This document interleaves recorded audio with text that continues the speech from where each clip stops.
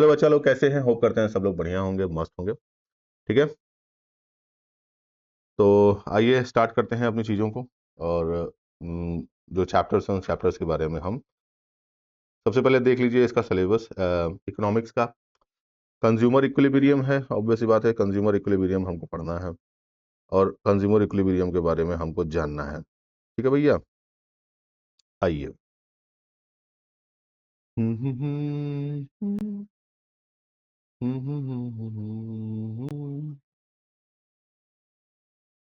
ठीक है, मैंने आपको शुरुआत में ही बोला था कि भैया मैं पढ़ाऊंगा तो मैं एनसीईआरटी पढ़ाऊंगा। एनसीईआरटी के नोट्स होंगे, या तो उसकी बुक होगी या तो उसके नोट्स होंगे। तो ये देखो भैया, ऑब्वियस सी बात है, ये बुक से स्ट्रक्चर इसका लिया गया है। पूरी बुक में जो इंपॉर्टेंट पॉइंट्स हैं उसको मैंने हेड आउट कर दिया है, ताकि उसमें आपको हर पॉइंट, हर बुक का हर एक लाइन ना पढ़ना पड़े। ठीक है, जो इंपॉर्टेंट है उसके हिसाब से मैंने तैयार किया हुआ है और इसको ही हम आगे तैयार करेंगे।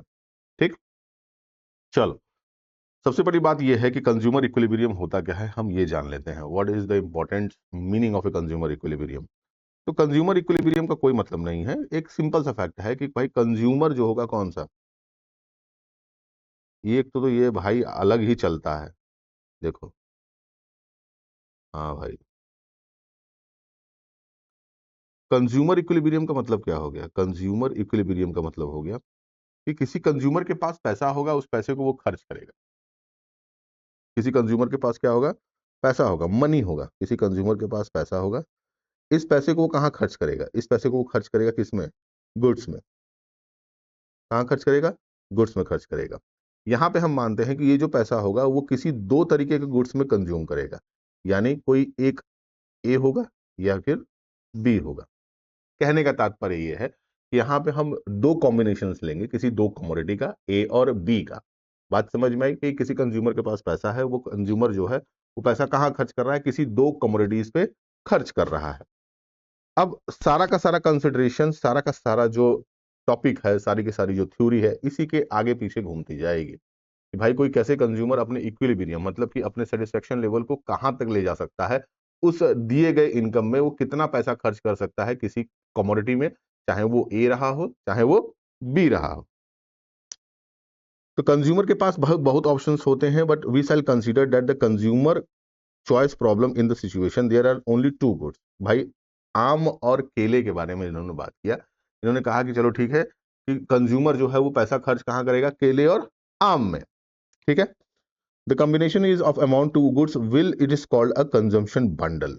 ठीक है, consumption bundle, in short bundle in general we shall a variable x to denote the quantity of banana x and denote the quantity of mangoes x1 and x2 can be positive or zero. X1 and x2 would be mean to the bundle considering of x commodity.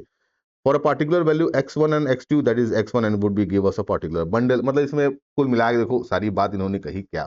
इन्होंने बात ये कही कि भाई consumer क्या मानता है? ए को भाई कह देते हैं कि ये बनाना मान लिया, ए को क्या कर लिया इन्होंने? बनाना मान लिया। बी को उन्होंने मैंगो मान लिया। ठीक, अब ये जो भी पैसा खर्च करेगा इन दोनों के ही बीच में वो खर्च करेगा, या तो आम लेगा या तो केला लेगा। ठीक है, अब चाहे वो 4 बनाना ले, 2 मैंगो ले, चाहे वो 6 बनाना ले, चाहे 4 ले, चाहे वो 4 ले, चाहे वो 6 ले। अब ये भी जो भी सेट्स ये तैयार हो रहे हैं, 4 2 6 4 4 6, ये जो भी सेट्स तैयार हो रहे हैं इनको इन्होंने नाम दिया बंडल्स का। क्या नाम दिया? बंडल्स का। कि भैया ये बंडल्स में कंज्यूम करते हैं, किसी दो प्रोडक्ट के बीच में कोई कंज्यूमर है वो उसको परचेज करता है, उसके हिसाब से वो अपने इनकम के हिसाब से वो क्या करता है? अपने इनकम के हिसाब से वो बंडल को डिस्ट्रीब्यूट करता है। कितनी जरूरत होगी उस हिसाब से वो बंडल्स को कंज्यूम करेगा। भाई, अगर उसको केला ज्यादा पसंद होगा तो केले का बंडल ज्यादा होगा, और उसको अगर मैंगो पसंद होगा तो उसका बंडल ज्यादा होगा।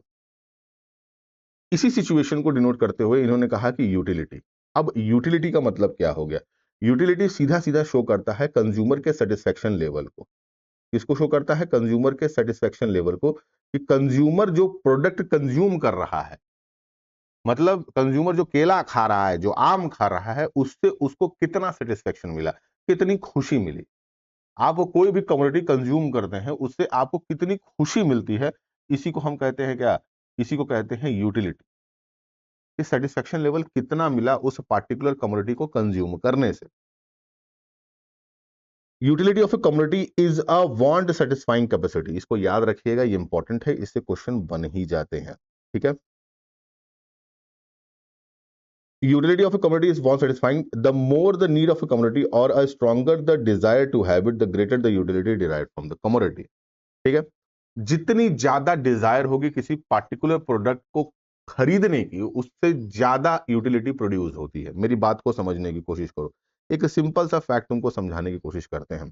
तुम घर से निकलते हो मोबाइल फोन लेने के लिए, ठीक है, तुम घर से निकलते हो मोबाइल फोन लेने के लिए, ठीक है, तुम शॉप पे पहुंचते हो, शॉप पे पहुंचते हो, तुम्हारे पॉकेट में 20,000 रुपए हैं, ठीक है, तुम्हारे पॉकेट में 20,000 रुपए है।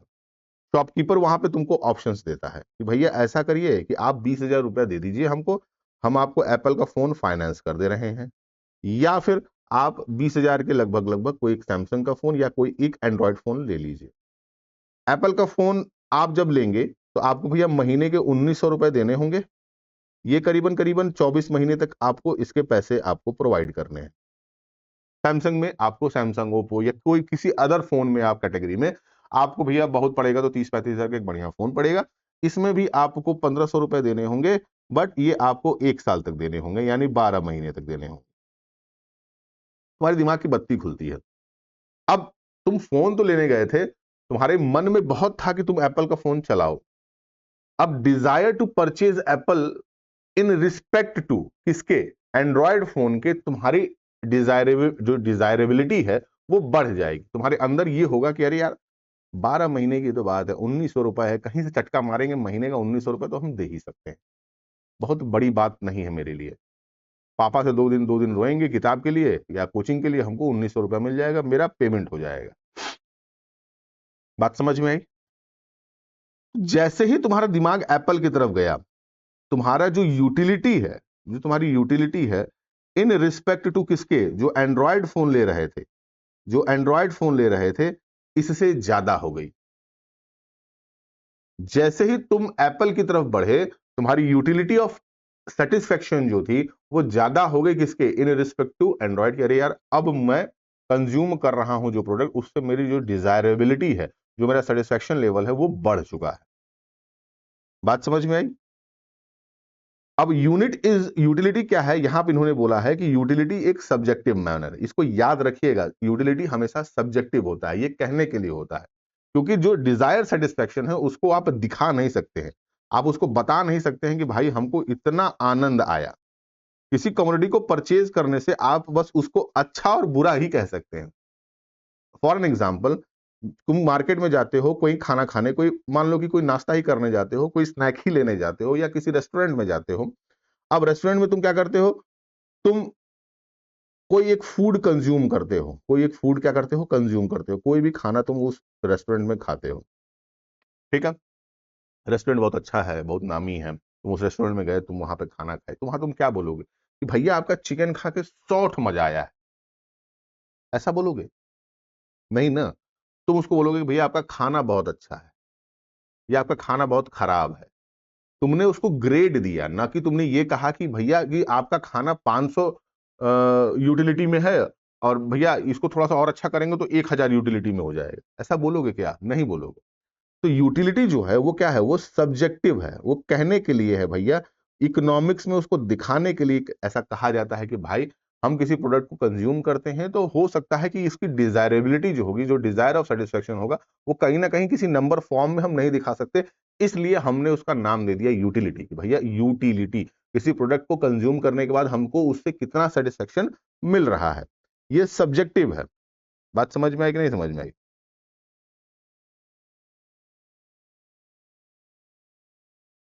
आगे देखिए, जैसे इन्होंने एग्जांपल दिया कि chocolate wit get much higher utility from the chocolate than someone who do not found of chocolate. भाई जिसको चॉकलेट पसंद होगी, जिसको चॉकलेट पसंद होगी, मान लो कि कोई एक इंसान है जिसको चॉकलेट बहुत पसंद है, जिसको चॉकलेट खूब पसंद है, उसके लिए उसका सेटिस्फेक्शन लेवल क्या होगा? सेटिस्फेक्शन लेवल ज्यादा होगा। जिसको चॉकलेट नहीं पसंद है, जो चॉकलेट खाना ही नहीं चाहता है, जिसको वो चॉकलेट पसंद ही नहीं आ रही, ठीक है। अब आता है कार्डिनल यूटिलिटी एनालिसिस, ये भी इंपॉर्टेंट है, इसे देखिएगा, कार्डिनल और ऑर्डिनल। यहां पे जरूरी है कॉर्डिनल। कॉर्डिनल कहता है cardinal utility analysis consume that a level of utility can be express in numbers. Cardinal utility आपको जो आपका सेटिस्फेक्शन लेवल है उसको नंबर्स में डिनोट करता है। किस में डिनोट करता है? नंबर्स में डिनोट करता है। ठीक है, मोस्टली इकोनॉमिक्स में कार्डिनल यूटिलिटी एनालिसिस का ही इस्तेमाल किया जाता है, जिससे आपकी total utility, marginal utility, average utility आप पता कर पाते हैं। ऑर्डिनल, ऑर्डिनल का मतलब जहां पे आप ग्रेड देते हैं, 1 2 3 रैंकिंग कर देते हैं उसकी, भैया 1 नंबर, 2 नंबर, 3 नंबर, 4 नंबर, इससे अच्छा वो, उससे अच्छा ये, इससे खराब वो, उससे खराब ये। बात समझ में आई? तो मोस्टली इकोनॉमिक टर्म में कार्डिनल यूटिलिटी एनालिसिस का इस्तेमाल होता है, इसी से हम टोटल यूटिलिटी को पूरी तरीके से कंसीडर कर पाते हैं। बात समझ में आई? तो कार्डिनल यूटिलिटी एनालिसिस जो है वो आपके सेटिस्फेक्शन लेवल को किस में फॉर्म करता है? नंबर के फॉर्म में डिनोट करता है। Total utility is a fix quantity of a commodity. Total utility, इसका कहने का मतलब क्या हो गया कि satisfaction derived from a consuming the given amount of some commodity X, more of the commodity X provide more satisfaction to the consumer. TU depends on the quantity of a commodity considerable. Therefore, TU refers to total utility derived from the consuming the unit of commodity X. यहां पे कहने का मतलब क्या हो गया कि किसी कमोडिटी को कंज्यूम करने से, किसी पार्टिकुलर कमोडिटी के डिफरेंट डिफरेंट सेट्स को कंज्यूम करने से हमको कितना सेटिस्फेक्शन लेवल मिल रहा है। मेरी बात को ध्यान से सुनिएगा। आप घर में बैठते हैं खाना खाने के लिए, भोजन लेने बैठते हैं, खाना खाने बैठते हैं, या किसी रेस्टोरेंट में बैठते हैं, कोई भी जगह हो, आप फूड खाने बैठते हैं, आप खाना खाने बैठते हैं। मैं कहता हूं कि आपको रोटी बहुत पसंद है, भाई आप चावल नहीं खाते हैं, आप रोटी खाते हैं। बात समझ में आई? पहली रोटी जब आप खाएंगे, पहली रोटी आप जब खाएंगे, उसका जो सेटिस्फेक्शन लेवल होगा वो दूसरी रोटी आपने खाई, तीसरी रोटी आपने खाई, चौथी रोटी आपने खाई। बात समझ में आई? मैं कहता हूं कि इससे जो आपको यूटिलिटी मिल रही होगी, इससे जो यूटिलिटी मिल रही होगी उसको हम नंबर्स में डिनोट करते हैं। भाई भूख बहुत तगड़ी लगी हुई है, पहली रोटी खाते ही आपको 20 यूटिलिटी का आनंद मिला। भाई 20 तो मजा आया कि चलो ठीक है राजा, बहुत टाइट एकदम मजा आ गया। दूसरी रोटी खाई आपको 15 यूटिलिटी मिली, तीसरी रोटी खाई आपको 10 यूटिलिटी मिली, चौथी रोटी खाई आपको 5 यूटिलिटी मिली। बात समझ में आई? अब जैसे ही यहां पे ये बात करेंगे टोटल यूटिलिटी की, यानी इन सारी 4 रोटियों को खाने से आपको कितना सेटिस्फेक्शन मिला, ये इसकी बात करता है। मतलब कि किसी पार्टिकुलर कमोडिटी के कंजम्पशन ऑफ यूनिट पे डिफाइन करते हैं उसकी टोटल यूटिलिटी को, कि आप कितना कंज्यूम कर रहे हैं, उस पूरे कंजम्पशन से आपको कितना सेटिस्फेक्शन लेवल मिला। मैं कहता हूं कि मैं 10 केला खा लेता हूं, तो क्या जब पहला केला मैं खाऊंगा वो सेटिस्फेक्शन क्या मुझे 10वें केले पे मिलेगा? नहीं मिलेगा ना। मैं एक केक खाने वाला आदमी हूं, मुझे केक बहुत पसंद है, तो इसका मतलब ये थोड़ी नहीं है कि जो पहली बाइट मैं केक की लूंगा, पहली बाइट जो केक की होगी, क्या लास्ट बाइट जब मैं लूंगा तो सेम सेटिस्फेक्शन मुझे मिलेगा? नहीं मिलेगा। पहली बाइट और लास्ट बाइट में सेटिस्फेक्शन लेवल डिफरेंट हो जाएगा।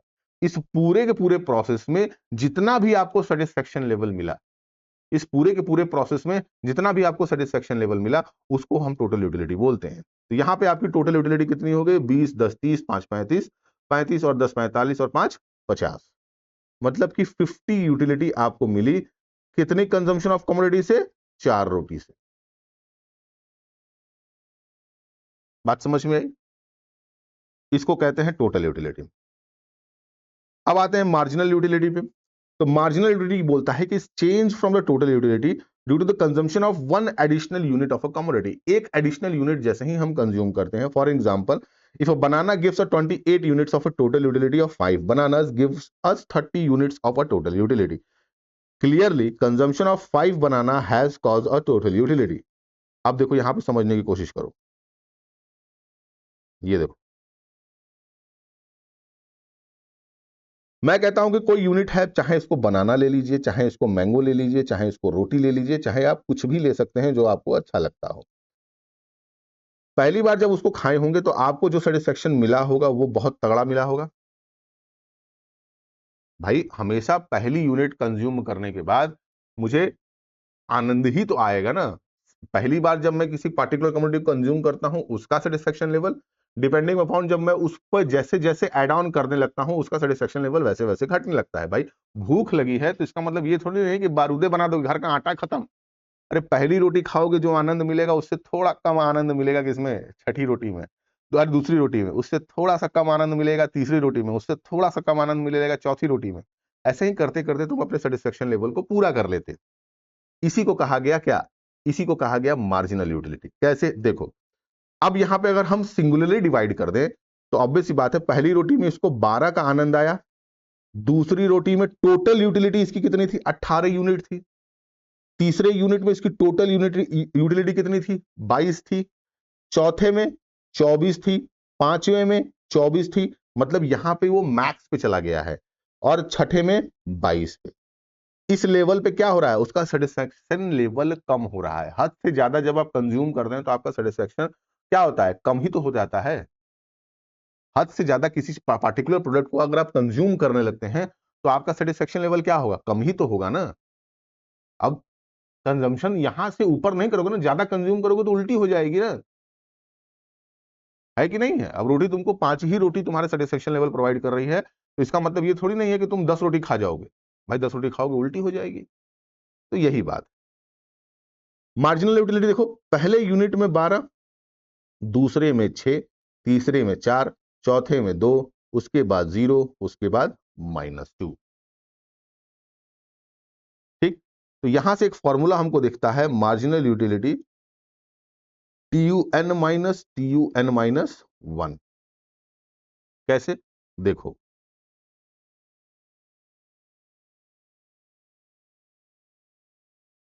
अगर हमको दूसरी यूनिट का पता करना हो, अगर हमको दूसरी यूनिट की टोटल यूटिलिटी पता करनी हो तो ऑब्वियस सी बात है, यहां पे टोटल यूटिलिटी 18 मिली इसको, यानी ये n हो गया।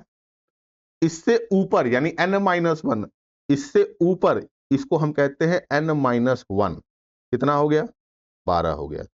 कितनी यूटिलिटी मिली, 6 मिली। यानी दूसरे यूनिट पे जो हमारी यूटिलिटी थी वो कितनी थी, 6 थी।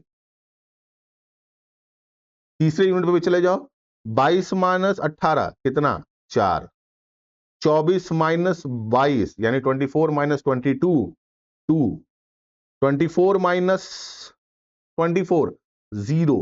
इस लेवल पे तुम्हारा सेटिस्फेक्शन लेवल एकदम पूरा हो चुका है। अब इससे ज्यादा आप कंज्यूम करेंगे तो आपको उल्टी हो जाएगी। तो जब भी आपको उल्टी होती है उस समय आपकी मार्जिनल यूटिलिटी क्या चली जाती है, नेगेटिव में चली जाती है। बात समझ में आ रही है, ठीक है, इतना समझ में आया। तो मार्जिनल यूटिलिटी क्या होगा, additional consumption of a commodity. Additional consumption, जब भी आप एडिशनल करते हैं, क्या करते हैं, जब भी आप एडिशनल कंजम्पशन करते हैं, एडिशनल कंजम्पशन करते हैं, देखो दिया है, is a change in total utility due to the consumption of one additional unit of a commodity। एक यूनिट ऑफ कंजम्पशन, जैसे ही आप एक यूनिट कंज्यूम ज्यादा करते हैं उससे जो आपका बीच का जो डिफरेंस है उसी को हम मार्जिनल यूटिलिटी कहते हैं। ठीक, that is TU derives from a consuming n unit of a banana is sum total of a marginal utility of first banana। marginal utility is the second banana। अब इसको समझने की कोशिश करो कि ये क्या हो गया।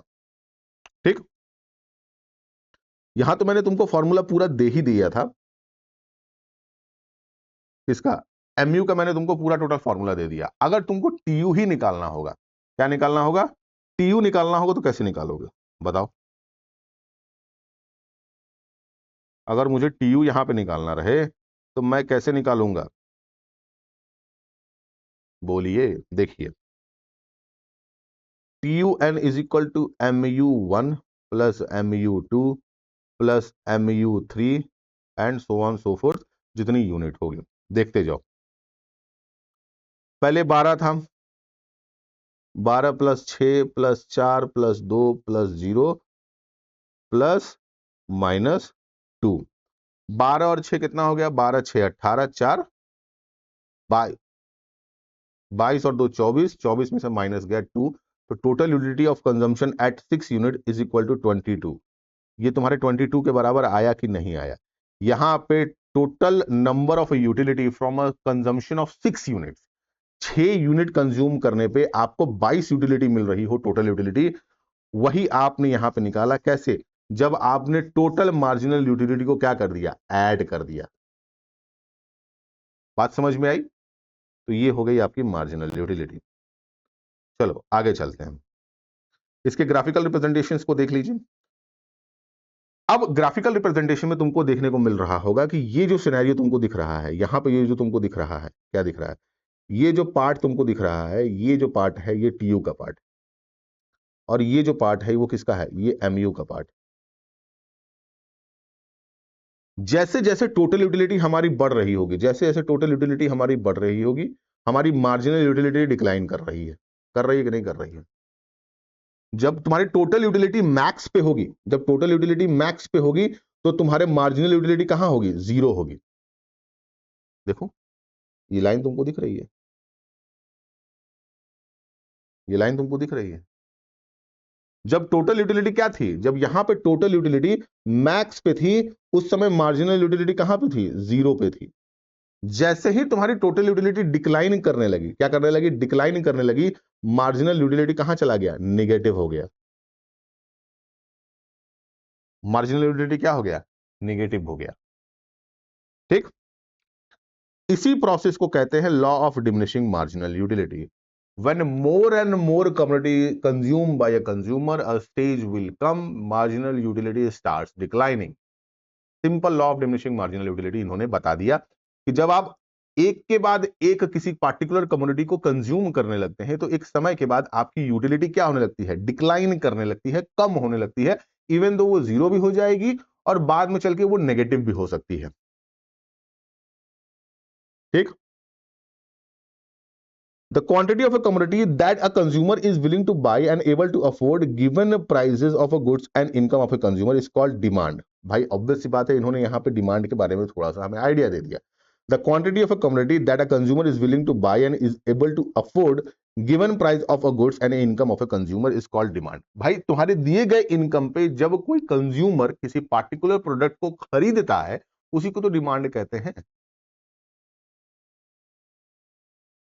भाई अगर मेरी इनकम महीने की 1 लाख रुपए है, महीने की 1 लाख रुपए है, तो हम खर्चा भी 1 लाख रुपए के हिसाब से ही तो करेंगे ना। खर्चा भी तो 1 लाख के हिसाब से करोगे। तुम 10 लाख रुपए तो खर्चा करने नहीं जाओगे, तो तुम्हारा कंजम्पशन लेवल कहां पे होगा, उस 1 लाख के बराबर ही होगा। चलो,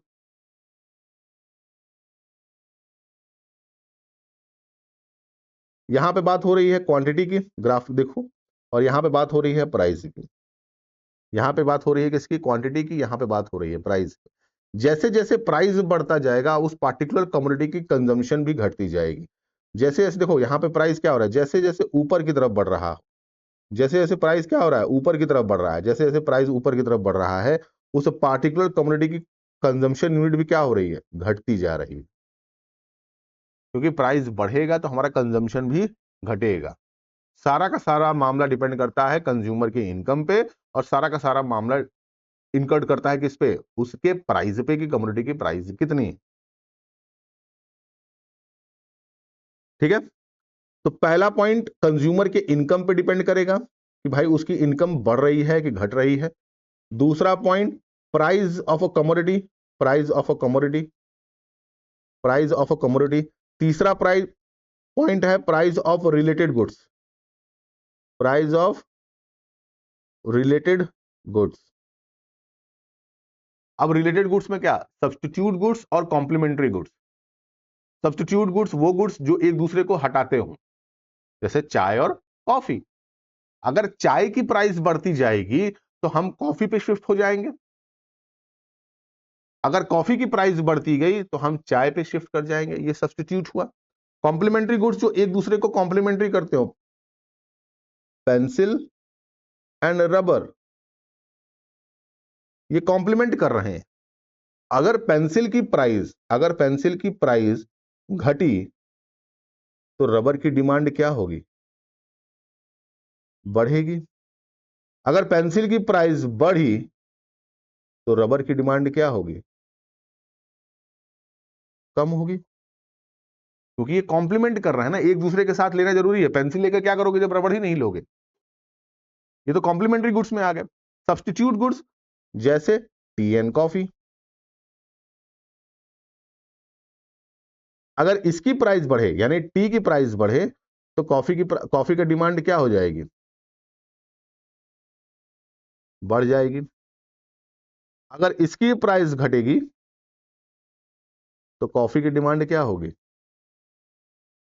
घट जाएगी। ये तो वाइस वर्सा है ना। तो डिपेंड करता है कंज्यूमर के इनकम पे, डिपेंड करता है प्राइस ऑफ ए कमोडिटी पे, और डिपेंड करता है price of A related goods. ठीक है, लॉ ऑफ डिमांड अगली बार मैं बताऊंगा, उसमें आपको समझ में आ जाएगा इसके बाद में।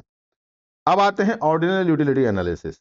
ऑर्डिनल यूटिलिटी एनालिसिस का मतलब क्या हो गया, ऑर्डिनल यूटिलिटी एनालिसिस, यहां पे ग्रेड सिस्टम इन्होंने दे दिया। इन्होंने कहा कि भाई चलो ठीक है, कार्डिनल यूटिलिटी एनालिसिस में एग्जैक्ट नंबरिंग कर पाना बड़ा मुश्किल था। भाई कितना मिला, 10 मिला, 12 मिला, 15 मिला, कैसे कह सकते हैं आप, कैसे कह सकते हैं कि एक केला खाने के बाद आपको 10 मजा आया। तुम कहोगे, घूमते फिरोगे, अरे यार ये केला खाए रजब बहुत मजा आया, ये बात कहोगे कि ये कहोगे कि ये केला खाए 50 मजा आया। जो सुनेगा 4 चप्पल मरबो करेगा, कहेगा अरे यार क्या बतिया रहा है, पागल हो गया है क्या। तो ऑर्डिनल यूटिलिटी एनालिसिस में इन्होंने कहा कि भाई ऐसा है कि हम अप्रोच सिस्टम को बदलते हैं और हम रखेंगे क्या, हम रखेंगे रैंकिंग सिस्टम। भाई इसको खाने से इतना आनंद मिला, इसको खाने से इतना आनंद मिला, ऐसे है वैसे है।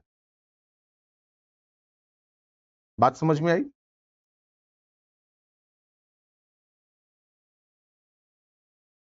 The consumer is said to be indifferent or a different bundles because each point of a bundles give the consumer equal utility, such as a curve joining all the points representing the bundle amongst which is consumer is indifferent is called indifferent curve।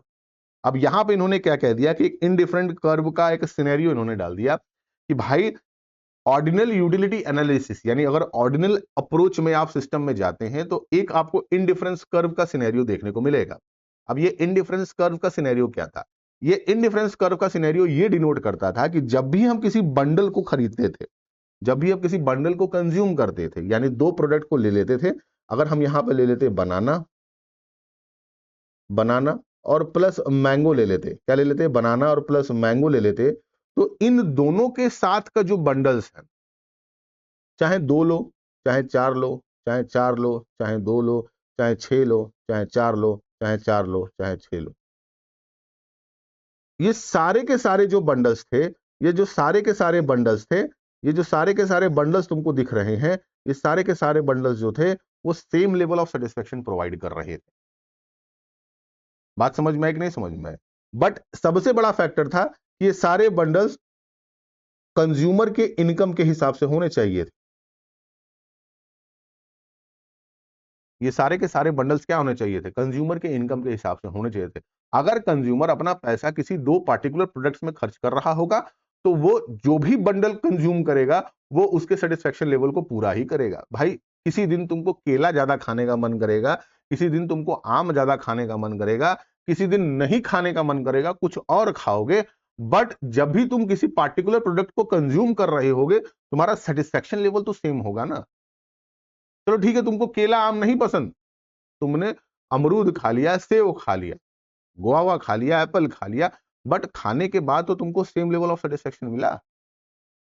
But सबका सबका जो scenario था वो तभी depend कर रहा था कि वो तुम्हारी इनकम में आना चाहिए। अब ये नहीं कि एवोकाडो खरीद रहे हैं, पाकिट में 50 रुपया लेके चले गए, दुकानदार से पूछे भैया एक तो एवोकाडो दे दीजिए, पता चला वो बोला 500 रुपए का,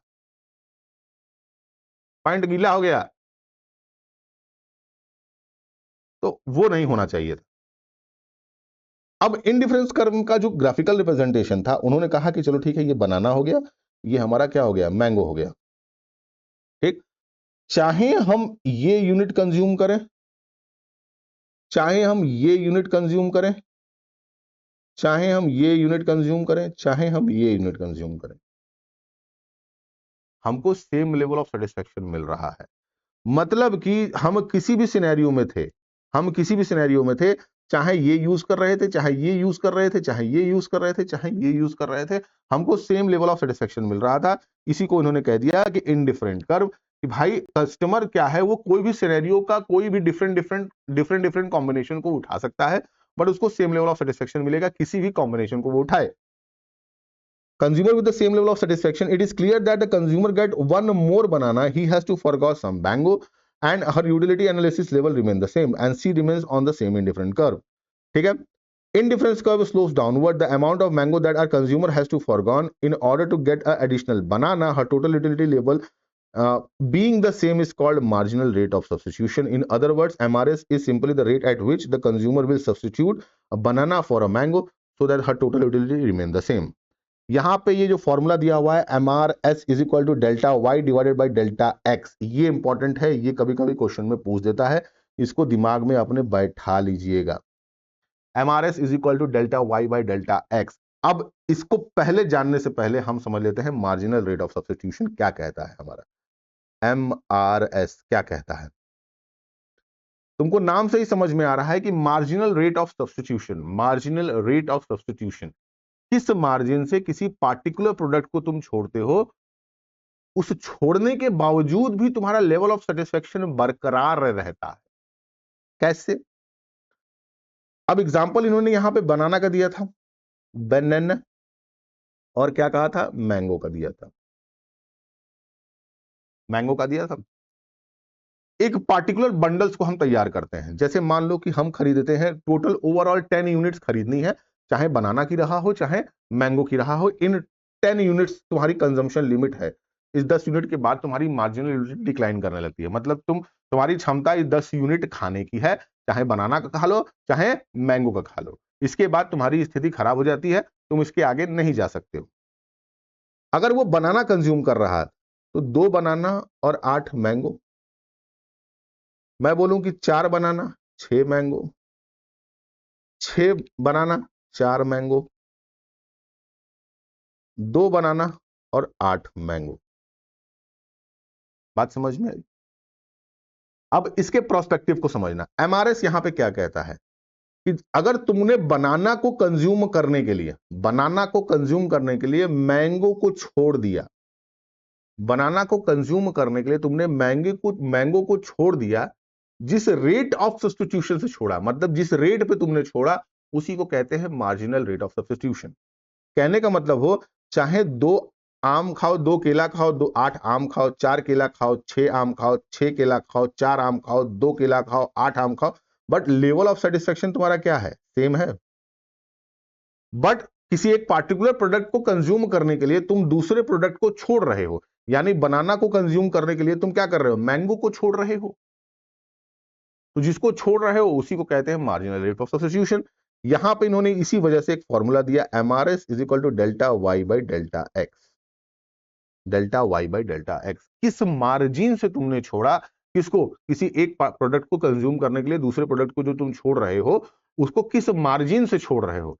डेल्टा का मतलब क्या हो गया, डेल्टा का मतलब चेंज, डेल्टा का मतलब क्या हो गया, चेंज हो गया ना, यहां डेल्टा का मतलब चेंज हो गया। अब देखो कैसे ये चेंज होगा। अब मैं बोलता हूं कि 2 से 4 पे गए, अब बनाना को हमने y ले लिया और मैंगो को हमने x ले लिया, या फिर तुम कह सकते हो कि बनाना को हमने x ले लिया हो और मैंगो को हमने y ले लिया हो। कोई भी सिनेरियो ले लीजिए, बनाना x बनाना y कुछ भी ले सकते हैं, कोई इसमें हार्ड एंड फास्ट नहीं है। हम इसको क्या कहते हैं, हम इसको y हम इसको x मान लेते हैं, इसको y मान लेते हैं। बात को समझो, 8 में से 2, मतलब पहले 8 खाते थे अब 6 खाने लगे, पहले 8 खाते थे अब 6 खाने लगे, कितने का चेंज आया, 2 का डिफरेंस आया। यहां पहले 2 खाते थे अब 4 खाने लगे, यहां भी चेंज कितना आया, 2 का आया। देखो 1:1 का रेशियो बना ना। अच्छा दूसरे कंजम्पशन पे चलते हैं, पहले 6 खाते थे अब 4 खाने लगे, चेंज कितना आया, 2 का आया। पहले 4 खाते थे अब 6 खाने लगे, चेंज कितना आया, 2 का आया। तभी 1:1 का रेशियो है। तो तुमको देखने को मिल रहा है कि चाहे हम किसी भी लेवल ऑफ यूनिट पे रहे हो, किसी भी लेवल ऑफ बंडल्स पे रहे हो, लेवल ऑफ सेटिस्फेक्शन हमारा सेम रहा, 1:1 का ही रहा, 1:1 का ही सिनेरियो हमारा बना रहा। ठीक, आगे चलते हैं।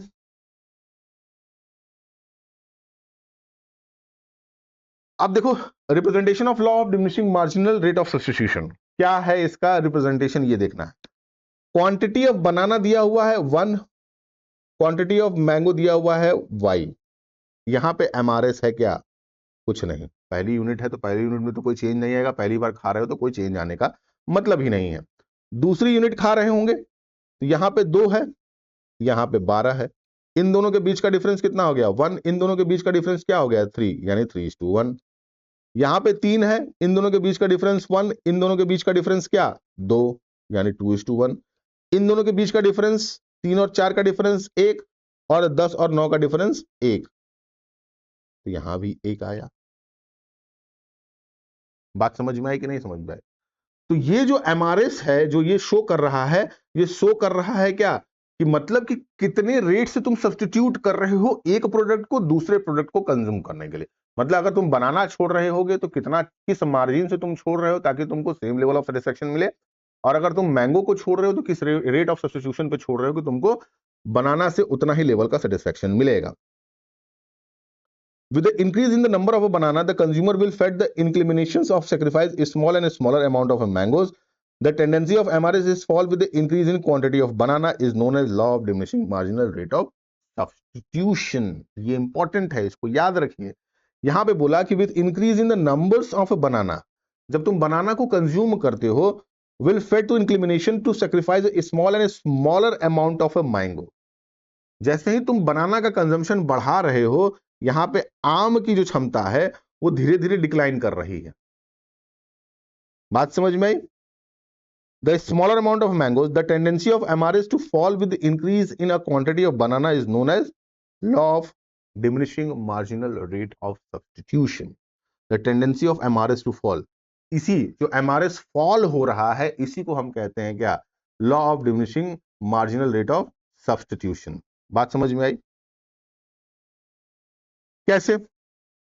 अब देखो, quantity of 5 rupee note, quantity of 5 rupee note और quantity of 5 rupee coin, quantity of 5 rupee note and quantity of 5 rupee coin, मतलब पैसा, एक जहां पे आपको सिक्का मिले और एक जगह आपको रुपया मिले, क्या उसका marginal rate of substitution same होगा? एकदम होगा। कैसे होगा देखते जाओ।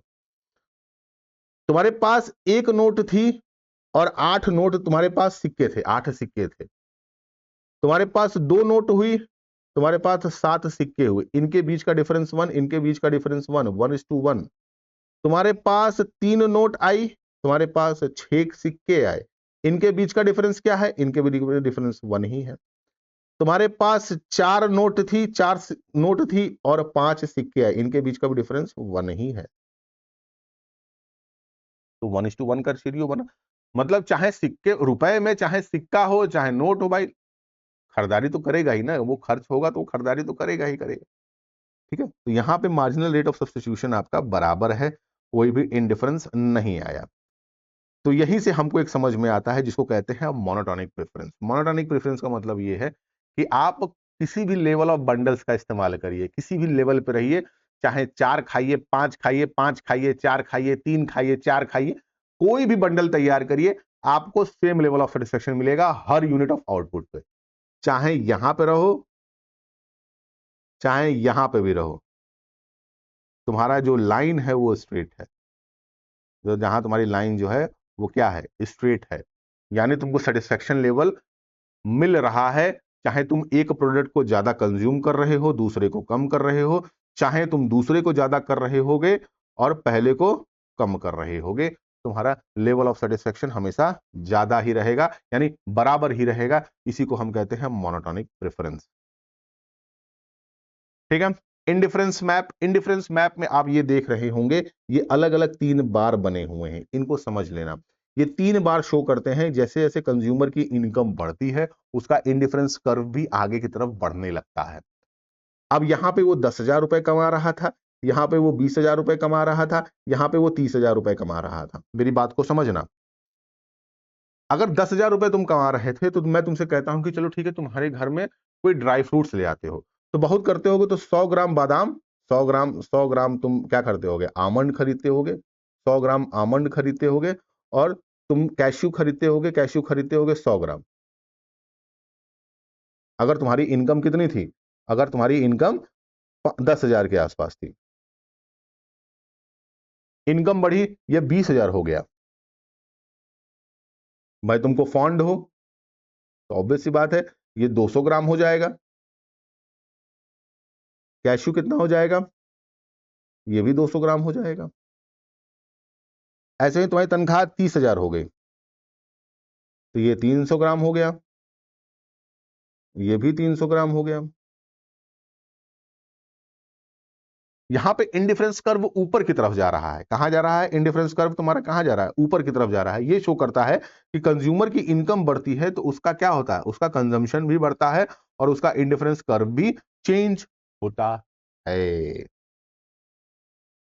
Indifference curve always slopes downward from the left, मतलब ऊपर से नीचे आने वाला है, लेफ्ट से राइट जाएगा। लेफ्ट से राइट जाता है, किस वे में जाएगा? डाउनवर्ड में जाएगा। ठीक है, लेफ्ट से डाइन में जाता है। More of the bananas the consumer has forgone some mangoes, if the consumer does not forgo some mango with an increase in number of banana, it will mean the consumer having more of the banana with the same number of mangoes, taking her to the higher indifference curve. Thus, as long as consumer is on the same indifference curve, an increase in banana must be compensated by the fall in the quantity of mango. अब यहां पे तुम question कहोगे कि sir वो क्यों नहीं consume कर सकता है? वो क्यों एक प्रोडक्ट को कंज्यूम करने के लिए दूसरे प्रोडक्ट को कम करेगा? भाई, ऐसी सिचुएशन में जो इंडिफरेंस कर्व होगा वो सेम लेवल पे नहीं रहेगा, वो बढ़ जाएगा, क्योंकि प्राइस भी तो है उसके साथ, पैसा भी तो बढ़ेगा। तुम 100 रुपए लेके निकले हो, 100 रुपए में ही खेलना है, केला खरीदो, आम खरीदो, बट जैसे ही तुम केले को तुमने उसी प्राइस पॉइंट पे तुमने खरीदना चालू किया, सेम क्वांटिटी पे, और जैसे ही मैंगो को बढ़ाओगे प्राइस भी तो बढ़ेगी। प्राइस बढ़ने का मतलब क्या हो गया? कंज्यूमर की औकात से बाहर निकल गया। बात समझ में आई? बोलो, समझ में आई तो बोलो। अगर केला और बनाना वो खा रहा था तो वो 100 रुपए में ही तो खा रहा था दोनों को। जैसे ही अगर वो कहता कि चलो ठीक है हम बनाना बढ़ा देते हैं, तो आम तो छोड़ना पड़ेगा ना, क्योंकि सेम प्राइस पॉइंट पे उसको खेलना है ना, उसको तो अपनी इनकम के हिसाब से खेलना है। बात समझ में आई? इनकम बढ़ेगी तो भाई इंडिफरेंस कर्व भी बदल जाएगा। 10,000 पे मैंने बताया था ना कि वो 10,000 वाला कर्व ऐसे बनेगा और 20,000 वाला ऐसे बनेगा, 30,000 वाला ऐसे बनेगा, 40,000 वाला ऐसे बनेगा, 50,000 वाला ऐसे बनेगा। भाई जितना पैसा वो बढ़ता जाएगा उसका कंजम्पशन लिमिट भी उतना ही बढ़ता जाएगा। Higher indifference curve give a greater level of utility. कहने का मतलब ये है कि जितना ज्यादा इंडिफरेंस कर्व ज्यादा होगा उससे सेटिस्फेक्शन लेवल भी हमको ज्यादा मिलेगा। भाई सिंपल सी बात है, क्योंकि पैसा आप ज्यादा कंज्यूम कर रहे हैं, पैसा आप ज्यादा खर्च कर रहे हैं, तो ज्यादा पैसा खर्च करेंगे तो ज्यादा आपको सेटिस्फेक्शन भी मिलेगा। ठीक, अब यहां पे देखो क्वांटिटी ऑफ बनाना 1 दिया हुआ है, मैंगो 10 दिया हुआ है। यहां पे मैंगो को इसने क्या किया? कांस्टेंट रखा, मगर बनाना को इसने बढ़ा दिया। ये लेवल ऑफ जो सेटिस्फेक्शन होगा ये ज्यादा होगा इन रिस्पेक्ट टू किसके? इसके और इसके। होगा ना भाई, आम तो सेम था, बनाना खाली बढ़ा दिया। ठीक, देखो यहां देखो, मैंगो 10 पे ही था, मगर बनाना 1 गया, 2 गया, 3 गया। इंडिफरेंस कर्व में चेंज आया कि नहीं आया? बाबू देखो, चेंज आया कि नहीं आया? इंडिफरेंस कर्व का डायमीटर बदला कि नहीं बदला? नई इंडिफरेंस कर्व तैयार हुई कि नहीं तैयार हुई? ठीक है, यही मैं आपको बता रहा था। Two indifference curve can never intersect each other. कोई भी दो इंडिफरेंस कर्व कभी एक दूसरे को इंटरसेक्ट नहीं करते हैं। इसका कारण होता है, कारण ये होता है कि हर इंडिफरेंस कर्व हर प्राइस पॉइंट पे, हर लेवल ऑफ इनकम पे अलग अलग शो करेगा। जो इंसान आज महीने के 10,000 रुपए कमा रहा होगा, जो इंसान आज महीने के 10,000 कमा रहा होगा, और जो इंसान 1 लाख रुपए तक जाएगा, इसका सेटिस्फेक्शन लेवल हमेशा अलग होगा इस 10,000 वाले से, क्योंकि सारा का सारा मामला इनकम का है, सारा का सारा मामला प्राइस पॉइंट पे। क्यों? 10,000 वाले का मन नहीं है तो बढ़िया रेस्टोरेंट में जाए 2,000 खर्चा करे? क्यों? इसका मन नहीं है स्पोर्ट्स बाइक चलाने का? क्यों? इसका मन नहीं है बुलेट चलाने का? 10,000 वाला एक सेकंड हैंड बाइक चला रहा होगा, एक सेकंड हैंड बाइक चला रहा होगा, और 1 लाख वाला हो सकता है कार में बैठा। दोनों के बीच में डिफरेंस। इसीलिए कभी भी दो इंडिफरेंस कर्व एक दूसरे को कट नहीं करते हैं। अब आता है कंज्यूमर बजट। कंज्यूमर बजट का मतलब भाई सीधा सीधा latest consumer who only a fixed amount of money income spend on to commodities. भाई एक सीधा सीधा फैक्टर बोला कि एक कंज्यूमर के पास एक फिक्स्ड इनकम है, एक क्या है? एक फिक्स्ड इनकम है, इस इनकम को वो कहाँ खर्च करेगा, इस इनकम को वो 2 लोगों के बीच में खर्च करेगा, यानी 2 कमोडिटीज पे, 2 कमोडिटीज पे वो खर्च करेगा। इसी को हम कहते हैं क्या, consumer budget. Budget set and budget line, what is budget set, बताइए, बोलिए। Budgets can suppose the income of a consumer of M and prices of a banana and a mango P1 respectively. If the consumer wants to buy X quantity of a banana, she will have to spend a PX amount of money. Similarly, if the consumer wants to buy X2 quantity of a mango, she will have to spend P2X2 amount of money. Therefore, if the consumer wants to buy the bundle consisting of X quantity and X2 quantity of a mango, she will have to spend P1X1 plus P2X2 amount of money. She can buy this bundle only if she has at least P1X1 plus P2X2 amount of money. Given the prices of a goods on the income of a consumer, she can choose any bundle as long as cost less than the equal of the income she has. The other word, the consumer can buy any bundle X1 and X2. देखो कहने का मतलब NCERT इसलिए लोग नहीं छूते हैं, वो सीधी बात को पूरी तरीके से घुमा देता है। अब इसमें पूरी बात उसने घुमा दी कि भाई फलाना फलाना ये है, अब इसने कान ऐसे पकड़ लिया, यार रजा इसे पकड़ लो का सिंपल सी बात है, इसको समझो।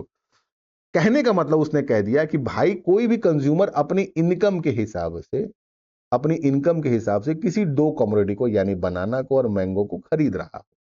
बात समझ में आई कि नहीं समझ में आई?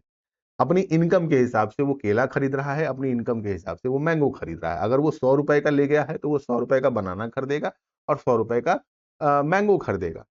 भाई वही करेगा ना, जितना पॉकेट में पैसा लेके जाओगे उतना ही तो खरीद के लेके जाओगे ना। तुमको घर से 100 रुपए मिले, तुमसे कहा गया कि समोसा और रसगुल्ला लेके आओ, तो तुम 100 रुपए में ही तो खेलोगे ना, उससे ज्यादा तो जा नहीं सकते हो। अब या तो समोसा बढ़ाओ या तो रसगुल्ला बढ़ाओ। अब तुम्हारी इच्छा है रसगुल्ला खाने की, तुम रसगुल्ला बढ़ा दोगे। दीदी कह रही है कि हम समोसा खाएंगे, तो दीदी को तुम समोसा खरीद के ले आओगे। तो डिपेंड है, सारा का सारा मामला जो है खेला है, उसको कहते हैं इनकम। इसी को कहा गया बजट सेट, बजट लाइन। कहने का मतलब क्या है कि कंज्यूमर अपने हिसाब से एक बजट सेट करता है, उसी बजट के हिसाब से किसी 2 कमोडिटी को वो खरीद रहा होगा। इसी को बोला गया P1X1 प्लस P2X2 हमेशा कम होना चाहिए उसकी मंथली इनकम, यानी उसके मॉनिटरिंग टर्म में। यहां पे X1 का मतलब हो गया समोसा, और यहां पे X2 का मतलब हो गया रसगुल्ला, और यहां P का मतलब हो गया प्राइस। आओ इसको समझते हैं कैसे, समझो इसको। इसने बोला है P1X1 प्लस P2X2 हमेशा लेस होना चाहिए तुम्हारी इनकम के हिसाब से। मतलब तुम्हारे पास जितना पैसा दिया हो उससे कम होना चाहिए। एवरेजली हम जोड़ लेते हैं। मान लो कि समोसे का दाम, हाँ टमाटर बड़े मजे, अच्छा चलो आगे। स- समोसा कितना है, समोसा मान लो 7 रुपए पर पीस है। और रसगुल्ला कितना है, रसगुल्ला 15 रुपए पर पीस है। भाई तुमको मिला कितना, तुमको मिला 100 रुपया, कि जाओ 100 रुपए में जो उड़ाना है उड़ा के चले आओ। ठीक। अब भाई इसमें ही तो तुमको खेलना है। अब 7 रुपए का एक समोसा मिल रहा होगा, 7 रुपए का एक समोसा मिल रहा होगा, तो बहुत करोगे तो तुम कहोगे कि चलो ठीक है भैया, घर में इतने लोग हैं, हम मैं 8 पीस ऑफ समोसा ले लेता हूं। यानी कितना ले लेता हूं, 8 पीस ऑफ समोसा ले लेता हूं। बात समझ में आई कि नहीं समझ में आई?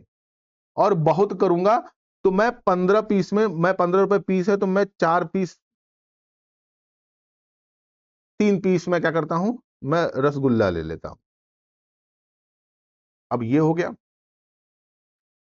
अब ये क्या है, ये X1 है, और ये क्या है, ये X2 है। अब P1X1 का मतलब क्या हो गया, प्राइस। P1X1 प्राइस कितनी दी हुई है, 7 रुपए, यानी P 7 रुपए गुणे 8 मतलब इंटू 8, प्लस प्लस P2X2 कितना दिया हुआ है, 15 × 3। ये तुम्हारे उस 100 रुपए के मुकाबले कम ही होना चाहिए। 7/56 मतलब 656, 15×3 = 45, 9×5 = 9, 6×4 = 11। अरे ये तो ज्यादा हो गया। अह देखो, 6×5 = 11 और 5×4 = 9×1 = 10,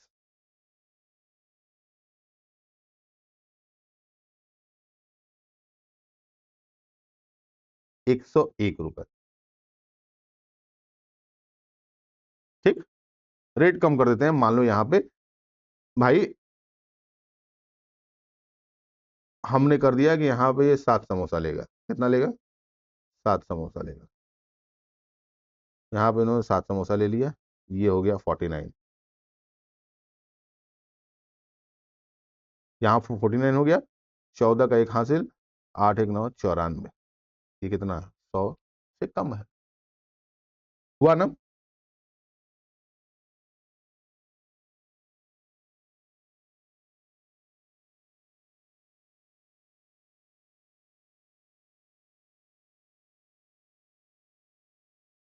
ये 100 रुपए से कम हो गया।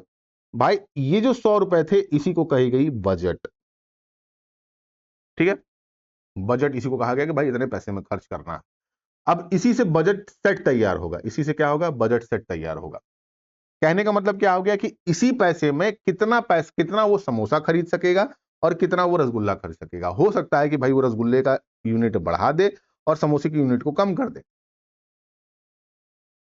भाई वो 7 की जगह 6 खरीदे, 7 की जगह 5 खरीदे और 1 रसगुल्ला और बढ़ा दे। भाई देखो, अब यहां पे एक सेट तैयार हुआ, दूसरे सेट पे आते हैं। अब वो 7 की जगह 5 खरीदने लगा और यहां पे इसने क्या कर दिया? 4 बढ़ा दिया। तो 5 7 35 और 15 चौके 60, 95। ये तब भी 100 रुपए से कम है। तो एक सेट ये भी तैयार हुआ हमारा, एक सेट ये भी तैयार हुआ। बात समझ में आई? चलो ठीक है, उसने 2 समोसे और कम कर दिए, उसने 2 समोसे और कम कर दिए भाई। अब वो 7 गुणे 3 तो यानी 21 और यहां पे उसने एक समोसा और बढ़ा दिया, 15 पाँचे 75, 5 1 6 2 9 96। ये भी तब भी 100 से कम है। ये एक सेट 3 तैयार हो गया। इसी को कहा गया बजट सेट। उस दिए गए पैसे में उसने कितने सेट तैयार कर लिए? हमारे सामने तो उसने 3 सेट तैयार कर लिए। किसी में वो 7 समोसा खरीद रहा है, 3 रसगुल्ला खरीद रहा है, किसी में वो 5 समोसा खरीद रहा है, 4 रसगुल्ला खरीद रहा है, किसी में वो 3 समोसा खरीद रहा है और 5 रसगुल्ले खरीद रहा है। तो जो ये सेट इसने तैयार किया इसी को कहा गया बजट सेट।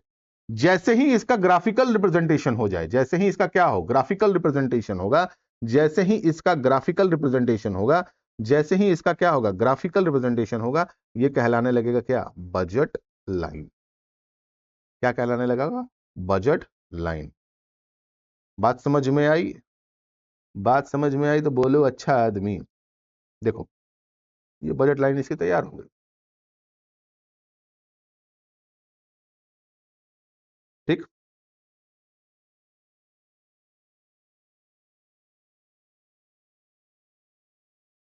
अब यहां पे दिया है the lines consist all the bundles which cost exactly equal to the M. भाई मैंने बता दिया कि उस 100 रुपए के बराबर हो या 100 रुपए से कम होना चाहिए।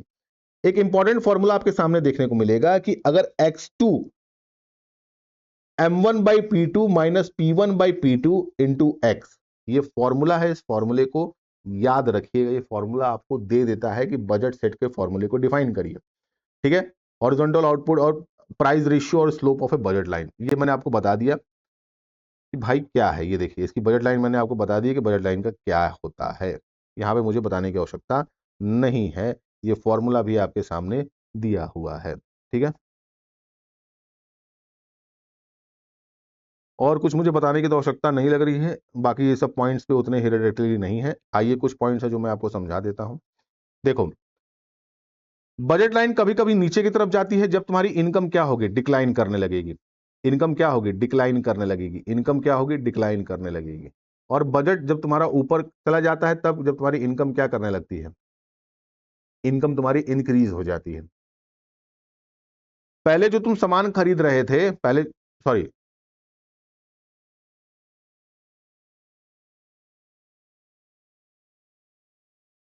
पहले जो सामान तुम खरीद रहे थे, पहले जो सामान खरीद रहे थे, अगर तुम्हारी इनकम डिक्लाइन हो जाएगी तो ऑब्वियस सी बात है तुम अब कम सामान खरीदोगे, कम बंडल्स में आ जाओगे। भाई तुम 50,000 कमा रहे थे, 30,000 पे चले आए, या तुम्हारे पास ईएमआई आ गई, तो ऑब्वियस सी बात है तुम्हारी इनकम कम हो गई, तो तुम्हारा कंजम्पशन यूनिट ऑफ बंडल्स भी कम हो जाएगा। तुम्हारी इनकम बढ़ गई, तुम्हारी इनकम बढ़ गई, तुम्हारी इनकम बढ़ गई, तो जैसे ही तुम्हारी इनकम बढ़ी तो ऑब्वियस सी बात है तुम्हारा कंजम्पशन लिमिट भी यानी तुम्हारा बजट सेट भी इंक्रीज कर जाएगा, ठीक है, उसके बेसिक इंडिफरेंस कर्व पे। दूसरा, एक सिचुएशन में याद रखिएगा, कभी कभी क्या होता है कि कंज्यूमर किसी एक कमोडिटी को छोड़ के दूसरी कमोडिटी पे ज्यादा कंज्यूम करने लगता है, या फिर सेम इनकम पे उसके कंजम्पशन को वो कम कर देगा। बात समझ में आ रही है? इस वाले सिनेरियो में देखोगे कि इस वाले सिनेरियो में वो पहले इतना खर्च किया करता था। कितना खर्च किया करता था? इतना खर्च करता था, इतना वो पैसा कंज्यूम करता था किसी दो कमोडिटी को कंज्यूम करने में। बात समझ में आई? किसी वजह से उसका मन उस पार्टिकुलर कमोडिटी पे न जाते हुए अब उसने क्या कर दिया? उसके कंजम्पशन को कम कर दिया। अब वजह कुछ भी हो सकती है, उसका टेस्ट एंड प्रेफरेंस बदल गया हो, अब उसको आम खाने की इच्छा ही ना होती हो भाई, अब उसको केला खाने की इच्छा ही ना होती हो, वो केला ना खाए, उसका मन ही बिगड़ जाएगा। भाई अब मुझे केला खाते खाते मन भर गया, अब मैं नहीं खाऊंगा, मुझे आम पसंद है, आम की सेम क्वांटिटी रखी, बट उसने क्या कर दिया? अपने बजट सेट को कम कर दिया, अपने कंजम्पशन लिमिट को कम कर दिया। किसका? बनाना का। बट जैसे ही अगर किसी वजह से उनकी इनकम बढ़ती है, या तो फिर कोई चेंज आता है टेस्ट एंड प्रेफरेंस में, तो वो क्या करता है? उसके कंजम्पशन को बढ़ा देता है। देखो यहां बढ़ा हुआ दिख रहा है तुमको, बात समझ में आई? यहां पे वो बनाना ज्यादा खरीद रहा है इन रिस्पेक्ट टू पहले वाले में, क्योंकि हो सकता है कि यहां पे इसकी इनकम चेंज हो गई हो। मैंगो का बंडल तो सेम है, मैंगो तो वो उतना ही खरीद रहा है, बट यहां पे वो क्या कर रहा है? बनाना ज्यादा खरीद रहा है और कम खरीद रहा है। यहां पे दोनों वजहें हो सकती हैं, यहां पे इसकी इनकम इंक्रीज रही हो, यहां पे इसकी इनकम को डिक्रीज भी कर दिया गया हो। दूसरा, इसका टेस्ट बदल गया, भाई इसको नहीं पसंद है बनाना, नहीं खाना, नहीं खाना है भाई, आम पसंद है, आम पे खर्चा करेंगे हम, ठीक है। बस बाकी इतना ही बहुत है, इससे ज्यादा की आपको आवश्यकता नहीं है, इससे ज्यादा की आपको जरूरत भी नहीं, ठीक है। बाकी जो इसके कंसिडरेशन में है, और जितना भी था मैंने एक फॉलो अप पॉइंट आपको दे दिया है। एक दूसरी सबसे बड़ी बात ये भी आप ध्यान रखिएगा कि इंडिफरेंस कर्व जब भी किसी कंज्यूमर का बनता है, उसके इनकम लेवल में बनेगा, उसके बजट सेट में बनेगा। ये जो आप डायग्राम आप देख रहे हैं, ये जो आप डायग्राम देख रहे हैं, इसमें क्या है? ये जो शो कर रहा है, ये शो कर रहा है बजट लाइन। किसको शो कर रहा है? बजट लाइन को शो कर रहा है। और इस पे जो ये कर्व बना हुआ है, ये इंडिफरेंस कर्व बना हुआ है। ये जो पॉइंट है, ये जो पॉइंट है, इसी को हम कहते हैं क्या? Consumer equilibrium. इसी को हम क्या कहते हैं? Consumer equilibrium. कि मतलब कि उसके इनकम के हिसाब से जो कर्व तैयार हुआ, जो उसके पैसे के हिसाब से जो कर्व तैयार हुआ, वही इंडिफरेंस कर्व शो करता है क्या? कंज्यूमर इक्विलिब्रियम को, ठीक है। यहां पे ये चैप्टर आपका हो गया है कंप्लीट। अब आपने एनसीईआरटी के सेकंड चैप्टर जो आपका जो था सिलेबस में, उस चैप्टर को आप कंप्लीट कर चुके हैं, ठीक है। अब हम कोशिश क्या करेंगे? हम कोशिश करेंगे जैसे जैसे हमारे चैप्टर्स कंप्लीट हो जाएंगे, हम पीवाईक्यूज पे जाएंगे। करीबन करीबन 5 साल के पीवाईक्यूज को हमको लगाना है, ताबड़तोड़ लगाना है। मैं अपनी तरफ से कोशिश कर रहा हूं, कोशिश करता रहूंगा, ठीक है। और जिंदगी की लड़ाई है, लड़ते रहिए, भिड़ते रहिए। मिलते हैं कल इसी समय इसी वक्त, तब तक के लिए सब सही, दूध दही।